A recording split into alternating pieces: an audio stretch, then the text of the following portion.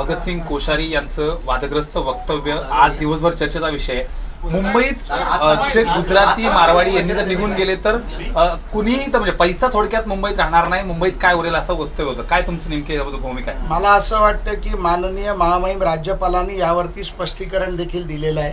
त्यांच्या शब्दाचा विपर्यास केला असं त्यांनी म्हटलंय.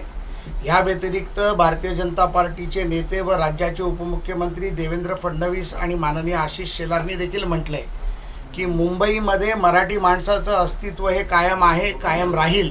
पण जी लोक मुंबईमध्ये येऊन काम करतायत आणि मराठी म्हणून ज्यांचं वास्तव्य आहे त्या मुंबईवरती सर्व मुंबईकरांचा अधिकार आहे. मुंबईकरांच्या अधिकारावरती कोणीही हक्क दाखवायचा प्रयत्न करत नाहीये. मला वाटतं की या गोष्टीचा विपर्यास करू नये. माननीय राज्यपालांनी त्यावरती स्पष्टीकरण फार स्पष्टपणे दिलेले आहे. नीतीश, आपसे सवाल रहेगा क्योंकि आपका जो ट्वीट है वो पहला मराठी खत्म करें, तुम्हाला क्या है फिर वो आपण चालू हो जाता है. अजून एक प्रश्न की माफी मागितली म्हणजे अजून त्यांनी माफी मागितलेली नाहीये. माजी मुख्यमंत्री उद्धव ठाकरे यांची पत्रकार परिषद आत्ताच पार पडली. ते म्हणतायत की यांना तुरुंगात घालायचं की बाहेर पाठवायचं अशा पद्धतीचं एक आक्रमक भूमिका त्यांनी घेतली. याला पटतंय? ज्याला घरात ठेवायचं का घरातून बाहेर काढायचं हा निर्णय अजून बाकी आहे. त्या उद्धव ठाकरेंना बोलण्याचा अधिकार राहिलेला नाहीये. राज्यपालांच्या बाबतीत ज्या वेळेला मुख्यमंत्री होते तेव्हाही त्यांनी सन्मान ठेवला नाही आणि आता मुख्यमंत्री पदावर उतरल्यानंतर देखील सन्मान ठेवण्याची आम्ही अपेक्षा ठेवत नाही. मला वाटतं की जर राज्यपालांकडनं एखादं वक्तव्य जर बाहेर पडलं असेल आणि त्याच्यावरती ते जर स्वतःचं दिलगिरी व्यक्त करत असतील किंवा स्पष्टीकरण देत असतील तर त्यासाठी वाट पाहिली पाहिजे. उद्धव ठाकरेंच्या बोलण्यावरती तुरुंगात पाठवायचं का घरी पाठवायचं हा निर्णय होऊ शकत नाही. मला वाटतं की उद्धव ठाकरेंनी पहिलं स्वतःचं जे झाकून ठेवलंय ते सांभाळावं आणि नंतर लोकांवरती बोलावं. नितेशजी, तुम्ही देखील हे वादग्रस्त वक्तव्य ऐकलंय, पण आज जे तुम्ही सकाळी म्हटलं होतं की मराठी माणसाला नेमकं यांनी दिलं काय, तुमच्या ट्विट बद्दल काय नेमकी तुमची भूमिका आहे? कालच्या त्या कार्यक्रमामध्ये मी स्वतः तिथे होतो. मी होतो, आमदार अमित साटमजी होते, आमदार भारती लवेकर मॅडम होत्या, नवनीत राणा खासदार होत्या आणि रवी राणा आमदार होते. आम्ही सगळे त्या कार्यक्रमाला तिथे उपस्थित होतो. तो कार्यक्रम होता तो एकंदरीत राजस्थान समाज, गुजराती समाज सगळ्यांना एकत्र येऊन राकेश कोठारी नावाच्या एका आमच्या सहकार्याने आपल्या आईच्या नावाचं नामकरण तिथे चौकाला दिलं. त्यासाठी तो कार्यक्रम होता. आता मुद्दा असा आहे की तिथे अगर मराठी माणसाचा अपमान झाला असता तर भारतीय जनता पक्षाचे लोकप्रतिनिधी आम्ही तरी गप्प बसलो असतो का?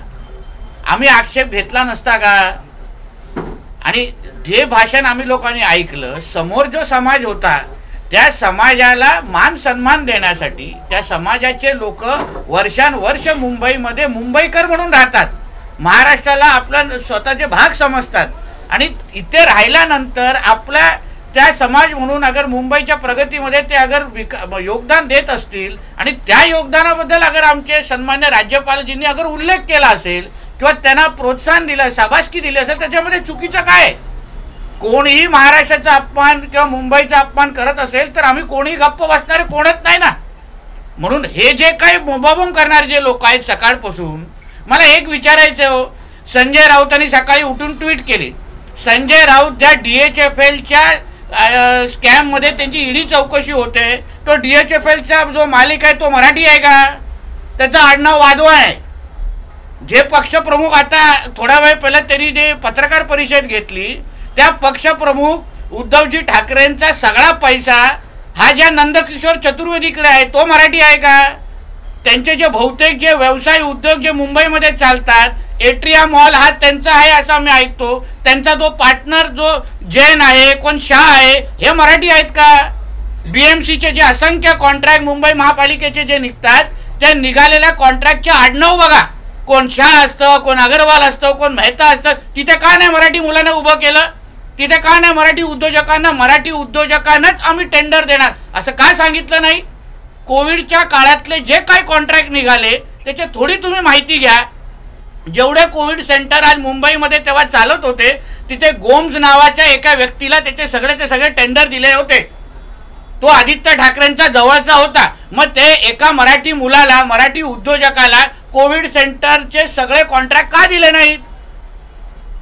मग फक्त राज्यपालांच्या वक्तव्यावर आक्षेप घेणारे जे लोक आहेत, अहो तुम्ही स्वतः जर काय जे झाकून ठेवलंय त्यावर जरा वक्तव्य करा ना. मग उद्धवजींना आपले पैसे ठेवण्यासाठी तुम्हाला कोण मराठी माणूस भेटला नाही, तिथे तुम्हाला नंदकिशोर चतुर्वेदीत लागतो आणि मग आक्षेप घेण्याचं कारण काय? आणि जोडे आणि हे सगळ्याची भाषा, अहो तुम्हाला जेव्हा खासदारकी द्यायची असते ना, तो काँग्रेसवाला कोणतो सचिन सावंत, त्याला स्वतःला कधी आमदारकी त्याच्या नावापुढे लागत नाही अजूनपर्यंत. तुम्ही जेव्हा त्या प्रतापगडीला जेव्हा ती खासदारकी दिली तेव्हा तुम्हाला मराठी माणूस आठवला नाही का? ज्यांनी हिंदू 6 ते 7 हिंदूंना मारल्याशिवाय मरू नये असे मुस्लिम समुदायाच्या समोर जी भाषणं करतो त्याला तुम्ही खासदारकी देता, तेव्हा तुम्हाला मराठी माणूस आठवत नाही. राष्ट्रवादीचे नेते मंडळी जे बोलतायत त्यांचे जरा पार्टनर बघा कोण कोण आहेत. कोण चोरडी आहे, कोण गोयंका आहे, कोण बलवा आहे, आहेत ना सगळेजण. किती मराठी माणसं आहेत त्याच्यामध्ये. म्हणून राज्यपालांनी जे बोललेले जे वक्तव्य आहे, जसं आमच्या फडणवीस साहेबांनी सांगितलं, जसे आमचे शेलार साहेब बोलले, जसे आमचे लाड साहेबांनी आता उल्लेख केला आणि जे राज्यपाल साहेबांनी पण स्पष्टीकरण दिले, कोणाचाही अपमान केलेला नाहीये.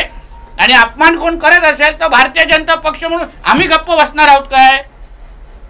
तुम्ही राष्ट्रवादीचा आता उल्लेख केला. सुप्रिया सुळे यांनी देखील आज या संदर्भात वक्तव्य केलं की आता देवेंद्र फडणवीस गप्प का, आणि या सगळ्यामध्ये तुम्ही जसा उल्लेख करताय की त्यांनी देखील मराठी माणसाला सोडूनच अनेकदा पार्टनर असतील किंवा इन्व्हेस्टमेंट असतील, तर त्याबद्दल काय नेमकी? बारामतीमध्ये जी सर्वात मोठी डेअरी चालते त्याचे कोण चालवत होते? आमचं म्हणणं आहे की ते चुकीचं नाहीये ना. जे लोक महाराष्ट्राच्या विकासामध्ये योगदान देत असतील तर त्यांचा का अपमान करावा, त्यांना का बाजूला करावं? अन्य वेळी आपल्याला ते लोक लागतात ना बरोबर घेण्यासाठी. मग वर्षानुवर्ष मराठीच्या नावाने राजकारण करणारे, मग तुम्ही मराठी माणसाला आर्थिक सक्षम का केलं नाही? मराठी मुलाच्या हातात फक्त वडापाव का दिले? मराठीच्या मुलाच्या हातात फक्त मराठी वडापाव विकण्यापर्यंत त्यांना का ठेवलंय? मग तुम्हाला या वक्त्यावर बोलण्या, मराठी माणसावर बोलण्याचा अधिकार तरी आहे का? हा मुंबई तोडण्याचा डाव आहे आणि मुंबई देशाची आर्थिक राजधानी आहे, त्याच्यात भाजपचा जीव अडकलाय असंही उद्धव ठाकरे म्हणतात. हे नेहमीची रडगाणी आहे, ही नेहमीची टेप रेकॉर्डर आहे.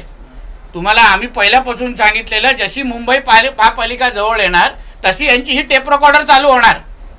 आता त्या चतुर्वेदीला खासदारकी देण्याच्या वेळी तुम्हाला काय वाटलं नाही की बाबा मुंबईला तोडण्याचा डाव आहे? आणि मुंबईला तोडणं आणि मुंबईची बदनामी कोण करत असेल तर उद्धव ठाकरे आणि त्यांची सेना करते, बाकी कोण नाही. आतापर्यंत मुंबईला विकण्याचं काम या लोकांनी केलेलं असा समजा थेट आरोप आहे. कोश्यारींनी हिंदूमध्ये फूट पाडण्याचा प्रयत्न केला असे ते म्हणतात. आता हिंदूंचा कळवळा आता ह्यांना यायला लागला ते जगातलं दुसरं आश्चर्य आहे. हो सर, पालिकेवर टीका करणारं तुम्ही ट्विट केलं अमराठी लोकांबद्दल. तर किशोरी पेडणेकर असं म्हणाल्या की तुम्ही जेव्हा लहान होतात तेव्हा तुमचे वडील चेअरमन होते आणि तेव्हापासून अमराठी लोक नियुक्त केले जातात, काय? तर मग आम्ही त्याच्यात चूक बोललो नाही. मी सत्य परिस्थिती फक्त सांगितलंय. म्हणून पेडणेकर ताईने फक्त जी सत्य परिस्थिती तीच सांगितलं ना. मी मुंबई महापालिकेमध्ये सगळे टेंडर हे अमराठी लोक घेतात हेच तर मी त्यांना सांगितलं. आणि त्याच्यामध्ये चूक का मी एवढंच विचारलं. अगर ते लोक त्यांच्या तुम्हाला टेंडर देताना तुम्हाला शाह अग्रवाल आणि चतुर्वेदी चालतात तर मग आता अन्य वेळी काय चालत नाही? आमचं एवढंच म्हणणं आहे. पण आज ज्यावेळी हा सगळा वाद झाला एकदम घाई गडबडीमध्ये शिवसेना पक्षप्रमुखांनी पत्रकार परिषद घेतली आणि मागच्या काही दिवसांपासून खास करून मराठीचा मुद्दा असेल अनेक मुद्दे त्यांनी एकत्र केले. मागच्या 2.5 वर्षात त्याबद्दल काही हालचाली होत असं वाटत होतं? अहो गेले जेव्हा 2.5 वर्ष तेव्हा ते स्वतः मुख्यमंत्री होते. गेल्या 2.5 वर्षामध्ये मराठी माणसाला किती मराठी माणसाला उभं केलं? मराठी माणूस सोडा, त्यांचे जे शिवसैनिक आहेत त्या ज्या फायर आजीचा मुद्दा, ज्या आजी तिथे राहायच्या परळमध्ये, अहो 35-40 वर्ष त्या शिवसेनेमध्ये काम करतात. साधा त्यांच्या नातवाला एक नोकरी देऊ शकले नाहीत. आज पण त्या नातवाला नोकरी दिलेला नाही. यांना बोलण्याचा अधिकार आहे? बोलण्याचा अधिकार आहे? म्हणून हिंदू असेल मराठी माणूस असेल, ह्या हिंदूंचा पाठीत खंबीर खुपसण्याचं काम उद्धवजींनी तेव्हा सत्ता असताना केलेलं आहे. असंख्य 100 तरी उदाहरणं आम्ही देऊ शकतो. एकीकडे देवेंद्र फडणवीस असतील, आशिष शेलार असतील, हे राज्यपालांच्या वक्तव्याशी स्वतःला असहमत व्यक्त करतात. महाराष्ट्राच्या गौरवशाली इतिहासाला नख लावण्याचा प्रयत्न राज्यपालांनी करू नये असं म्हणतात. तुम्ही मात्र राज्यपालांचं समर्थन करताना. एक लक्षात घ्या, फडणवीस साहेब असतील, आमचे आशिष शेलार साहेब असतील, यांनी काय सांगितलं, महाराष्ट्राचा कोण अपमान करत असेल तर त्याला आम्ही समर्थन करणार नाही, किंवा मराठी माणसाचा कोण अपमान करत असेल तर आम्ही समर्थन करणार नाही. तीच भूमिका आमच्या सगळ्यांची आहे. आम्ही कुठे काही वेगळं बोलतो, आम्ही बोलतो तीच आमची भूमिका आहे. पण ते जे काय कार्यक्रमामध्ये झालं तिथे त्या समाजासाठी तो विषय होता, सगळ्यांसाठी तो नव्हता. त्या समाज जे जे काही योगदान मुंबईच्या विकासामध्ये देतोय त्या समाजापुरतंच ते भाषण होतं. म्हणून तो बोला आम्ही असताना कोण महाराष्ट्राचा अपमान कोण करण्याचा करायला आम्ही गप्प बसलो असतो का. मग सर, जिस तरह की कंट्रोवर्सी निकल कर आई है, पहले तो मैं आपसे दोनों से एक बात जानना चाहता हूँ. पहले प्रसाद सर आप बता दीजिएगा कि क्या इस पर आपका स्टैंड है, क्योंकि ऑलरेडी आशीष शेलार का और जो देवेंद्र फडणवीस जी का जो स्टेटमेंट आया है इस चीज को लेकर, वो कह रहे हैं कि वो सहमत नहीं है इस बयान से. राज्यपाल जी के बयान के ऊपर भारतीय जनता पार्टी या मुंबई कोई भी इसका समर्थन नहीं करेगी. इस बारे में हमारे नेता माननीय देवेंद्र जी फडणवीस जी, माननीय आशीष जी शेलार जी ने बताया है.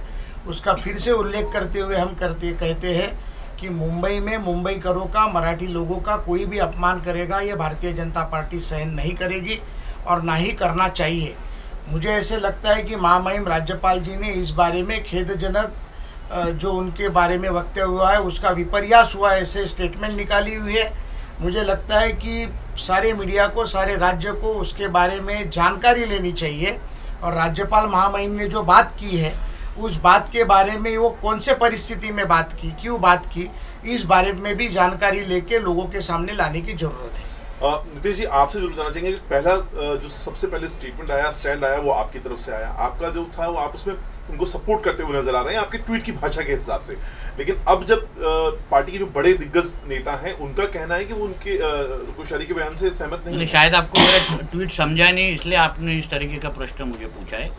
मेरी ट्वीट की भाषा ही उतनी थी कि मैं वो प्रोग्राम में खुद उधर उपस्थित था, प्रेजेंट था. मुझे जितना समझा कि उन्होंने उधर किसी का अपमान करने की कोशिश नहीं की, मगर राजस्थान से आए हुए जो लोग हैं उनका मुंबई के विकास में क्या योगदान है उतनी ही बात उन्होंने की.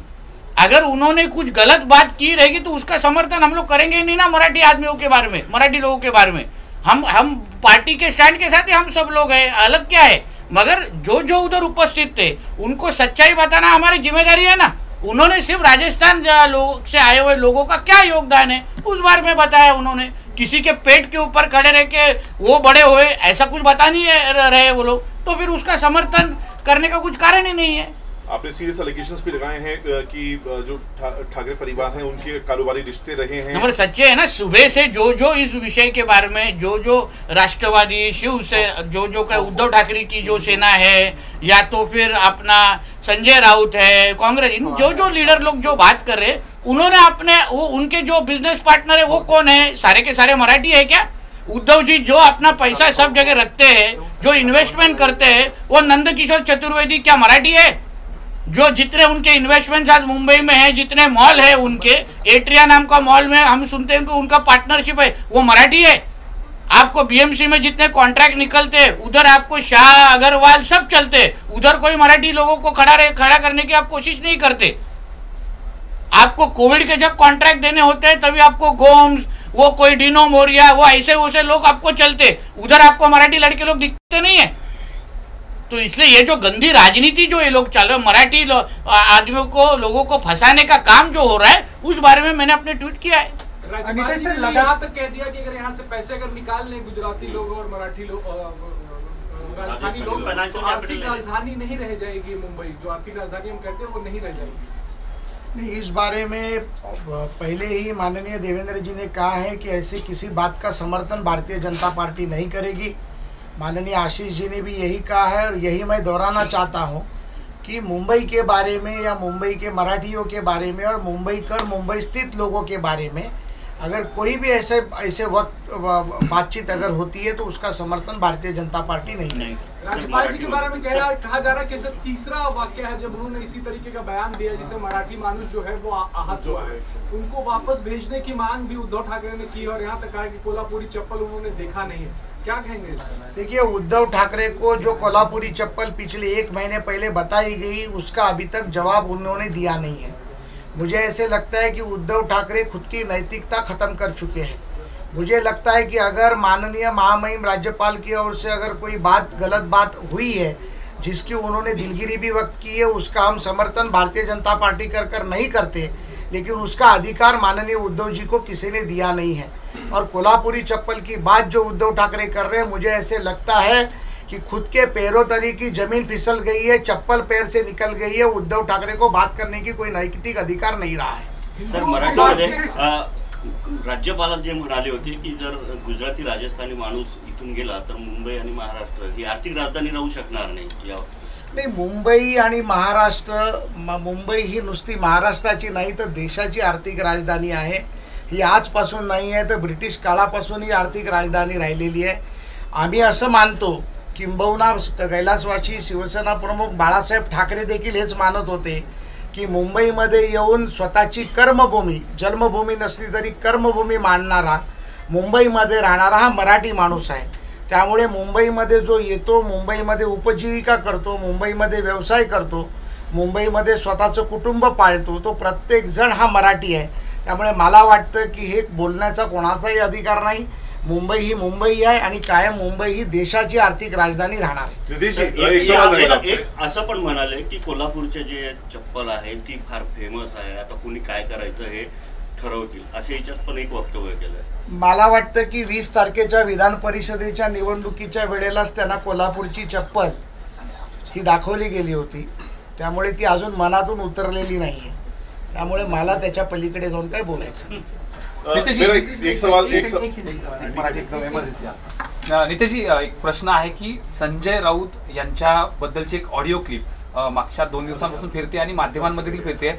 याची गंभीर दखल आता राज्य सरकारने देखील घेतली आहे, पोलीस खात्याने घेतली आहे, याची चौकशी करण्याचे आदेश दिलेले आहेत। या दरम्यान काय भूमिका तुमची काही याबद्दल? मला वाटतं ह्याच्यावर सुमोटो केस पोलिसांनी घेऊन संबंधितांना अटक करून त्यांची कारवाई केली पाहिजे। कारण अशा पद्धतीने जे काही त्या ऑडिओ क्लिपमध्ये जे ऐकायला मिळतं, अशा पद्धतीने महिलांशी शिवीगाळ करणं, अशा पद्धतीने धमकवणं, ह्या अगर गोष्टी अगर होत असतील तर पोलिसांनी त्याची योग्य चौकशी करून, मग तो कोणी असो, चौकशी केली पाहिजे। अगर त्यांनी खरंच अशा अर्थाने अगर अशी भाषा वापरली असेल तर त्यांना अटक करायला हवी। आमच्या महाविकास आघाडीच्या काळामध्ये टाचणी पडली तरी महिला आयोग लगेच केस घ्यायचं आणि लगेच कारवाई करायचं आणि लगेच अटक करण्याची भाषा करायची। मला असं वाटतं की त्याच पद्धती त्याच दिशेने ही सगळी कारवाई झाली पाहिजे।